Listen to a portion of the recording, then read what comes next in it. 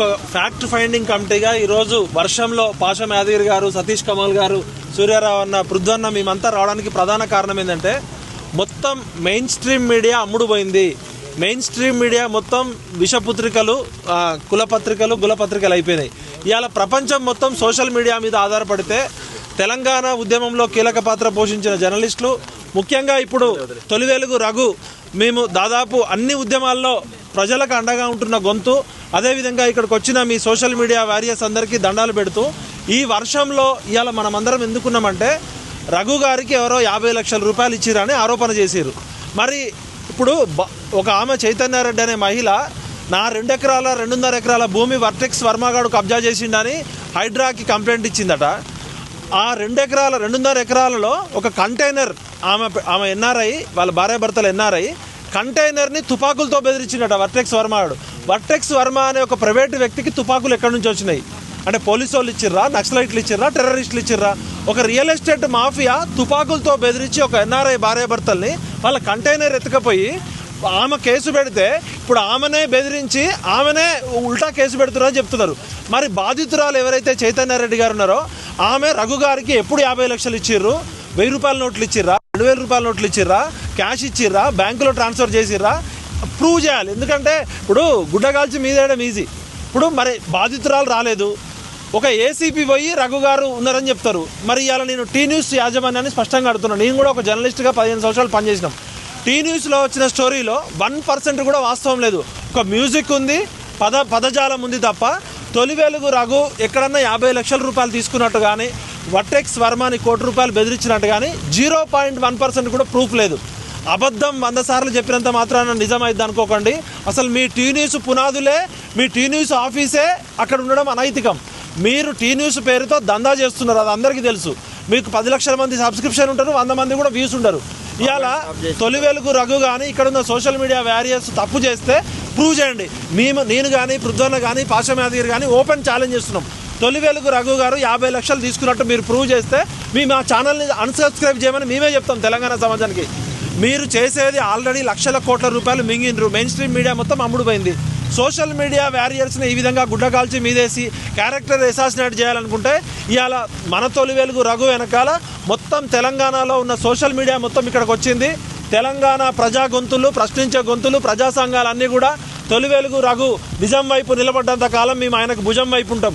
ఇవాళ రఘు మీద character assassinate చేసి మిగతా ఛానల్ని కూడా బెదిరించాలని చూస్తున్నారు. ఇక్కడ మీ తాటాకు చప్పులకు భయపడేది ఎవరు లేడు. మీరు దమ్ముంటే ఓపెన్ ఛాలెంజ్, అది ఎవరు ప్రూవ్ చేస్తారో ప్రూవ్ చేయండి. ప్రూవ్ చేయలేకపోతే తెలంగాణ అమరవీరుల స్తూపం దగ్గర ముక్కు నేలకు రాయాల్సిందే. మిమ్మల్ని ప్రజా కోర్టులో ఖచ్చితంగా పెడతాం. మిమ్మల్ని అందరినీ కూడా క్యారెక్టర్ మీరు అసలు దొంగలని ప్రూవ్ చేస్తాం. ఖచ్చితంగా రఘు గారు మీరు చేస్తున్న పోరాటానికి తెలంగాణ సమాజం ఉంటుంది. అదేవిధంగా తెలంగాణ డిజిటల్ మీడియా కానీ, ప్రశ్నించే గొంతులు కానీ మీకు ఉంటాయి. మీరు ఇదే విధంగా పోరాడండి. 350 ఎకరాల భూమి పేద దళితుల గొంతు కొట్టి ఎవరి వైపు నిలబడాలి? రేవంత్ రెడ్డి ఎవరి వైపు నిలబడాలి? రంగనాథ్ ఎవరి వైపు నిలబడాలి? అసలు ఒక ప్రైవేట్ రోడ్డు ఇంత పెద్ద ల్యాండ్ వేసుకుంటే గవర్నమెంట్ ఏం చేస్తుంది? కేసీఆర్ భూములు మింగిన భూబకాసురులు, కొండలు మింగిన ఆనకొండలు, గుట్టలు మింగిన గుండాగాళ్ళు అంటే ఇప్పుడు మరి రేవంత్ రెడ్డి గారు ఏం చేస్తున్నారు అంటే మీరంతా దొంగ కొడుకులు, లఫంగులు, లంగాలు, బ్రోకర్లు అని అర్థమైంది. ప్రజలారా, వీళ్ళు ఇట్లనే చేస్తే నేపాల్లో, బెంగాల్లో ఎట్లయితే జరిగిందో బంగ్లాదేశ్లో ఖచ్చితంగా వీళ్ళకి అది కూడా చేయాల్సి వస్తుంది. కాబట్టి ప్రశ్నే ప్రజాస్వామ్యానికి పునాది, ప్రశ్నే నాగరికత.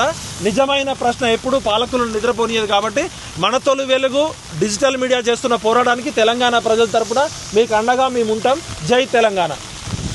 సూర్యారావు గారు మాట్లాడతారు, బీసీ టైమ్స్.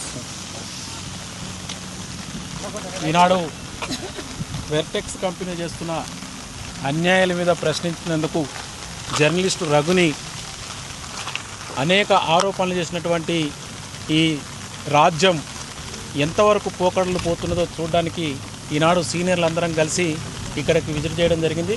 నిజంగా రఘు మీద ఆరోపణలు చేయడానికి కేవలం ఆయన బీసీ బిడ్డ అన్న ఒక ఏకైక దీంతోనే వాళ్ళు ఆరోపణలు చేయడం జరిగింది. బీసీలే కదా, బహుజనులే కదా, ఏం కాదు, వాళ్ళ ఛానల్ని మనం ఎట్టి పరిస్థితుల్లో కూడా సోషల్ మీడియా, డిజిటల్ మీడియాని బహుజనుల పక్షాన ఉండ, శాటిలైట్ ఛానల్స్ కానీ, ప్రింట్ పత్రికలు కానీ కూడా అగ్రకుల ఆధిపత్య కులాల వైపు ఉన్నాయి.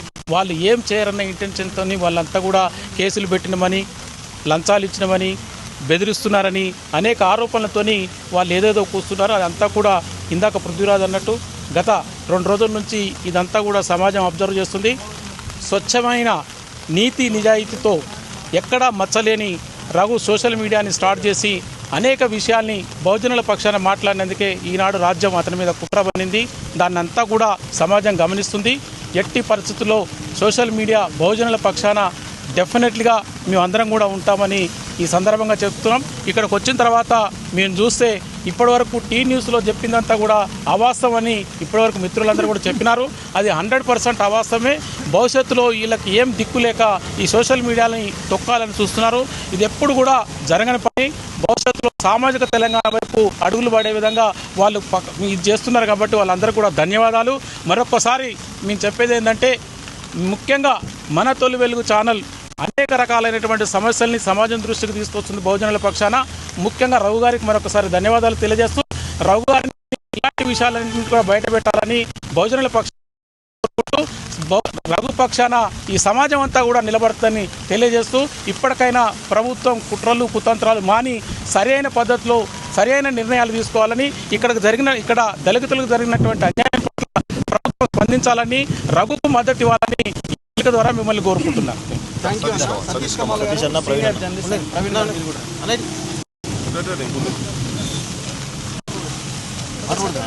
ఈరోజు మన రఘు